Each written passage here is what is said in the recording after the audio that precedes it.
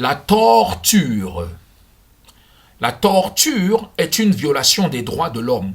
Tout auteur de torture est pénalement condamnable, selon le Code pénal camerounais. Extrait articles 131 et 132 bis. Instruisons-nous, mes frères, le combat continue. Article 131, loi numéro 77-23 du 6 décembre 1977, définition du fonctionnaire.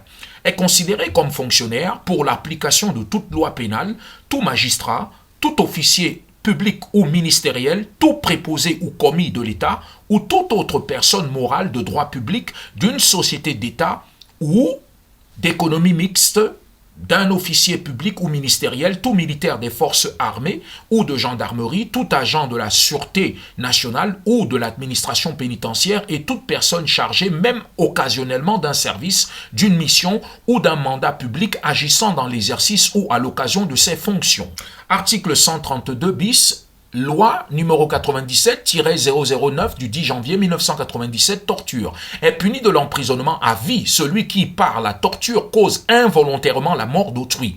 2. La peine est un emprisonnement de 10 à 20 ans lorsque la torture cause à la victime la privation permanente de l'usage de tout ou partie d'un membre, d'un organe ou d'un sens.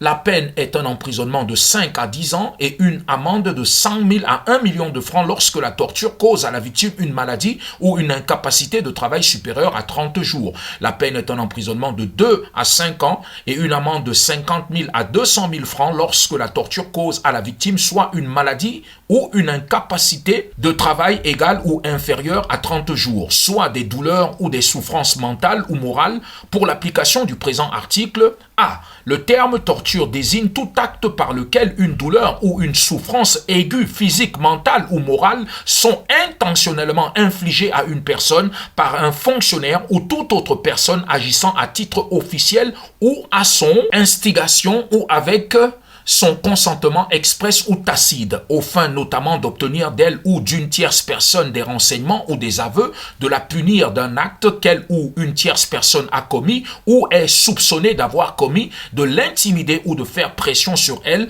ou d'intimider ou de faire pression sur une tierce personne, ou pour tout autre motif fondé sur une forme de discrimination, quelle qu'elle soit. B.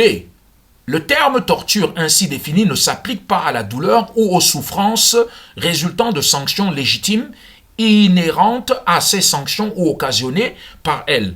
C. Aucune circonstance exceptionnelle, quelle qu'elle soit, qu'il s'agisse de l'état de guerre ou de menace de guerre, d'instabilité politique intérieure ou de tout autre état d'exception, ne peut être invoqué pour justifier la torture. D. L'ordre d'un supérieur ou d'une autorité publique ne peut être invoqué pour justifier la torture.